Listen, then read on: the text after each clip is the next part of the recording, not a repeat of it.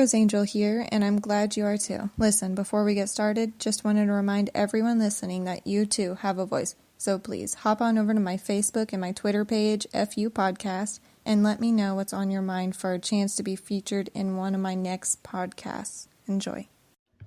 There are 5 different types of cheating, and here I'm going to explain those different types and go into a little bit of a detail of each one, preferably in the order that they usually go in. But a lot of times, you just got to take some advice with a grain of salt. So here they are. Number 1, visual. And this could just be eye googling or checking people out, porn even, yes. And it could either be them checking out a person that is going to be the potential one that they do cheat with, or it could just be just the start of their cheating streak, like double tapping on some girl's picture on Instagram, or whenever you guys are at the mall or even Walmart and he just stops to rubberneck, and visual, that is where it usually begins.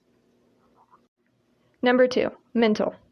This cheating is the hardest to prove because this is all in their mind. So unless they actually tell you, yes, I'm thinking about that other person, or yes, I'm picturing and visualizing someone else while sleeping with you, then you won't know.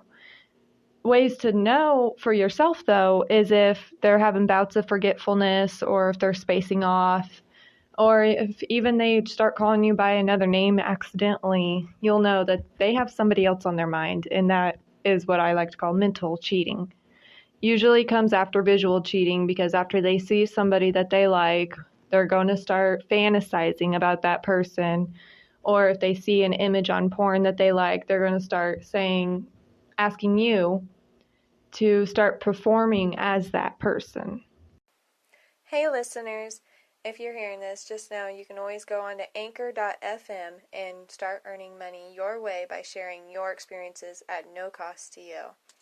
It is the easiest way to podcast, and the creation tools allow you to record and edit your podcast so it sounds great.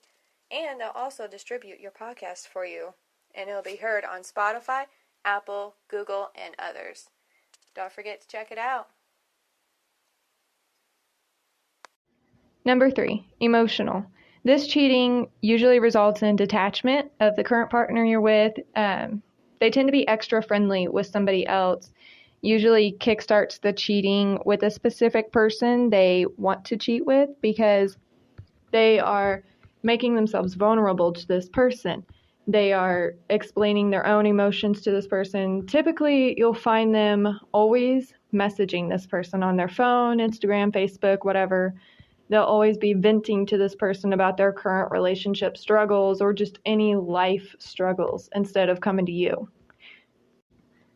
Number 4, verbal. This cheating kind of ties into the emotional cheating, where in emotional they're doing a little breakdown. But for verbal cheating to occur, it's usually cybering. It's where all that venting eventually turns into dirty pictures, dirty texts, and it could also be just even role plays, like I covered in another podcast, was the role play. That's verbal cheating, because you're doing sexual acts in a so-called fictional world. And this one, they will typically put down the partner. They'll start fights, and they'll start hiding their phone, putting their phone on silent, changing their passwords, because they see this person that they are sexting or even talking to personally as a chance to get away from you. Honestly, that is one of the reasons why people cheat, is because they're not happy with the current relationship they're in, and typically there's nothing more you can do other than just be the supportive partner you have been. Last but not least, number 5, physical.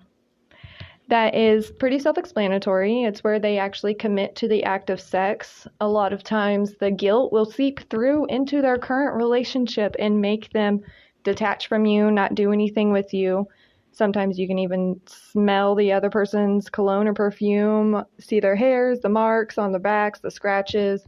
You can see hickeys even, and a lot of times they'll come home late from work, which would be unusual, and they won't do anything with you, which is pretty red flag right there. I mean, that's pretty obvious at that point. And this one usually comes after the first 4, although sometimes all it can take is the visual or mental. A lot of times, more so than not, those are the only 2 needed before the actual physical act comes into play for most men.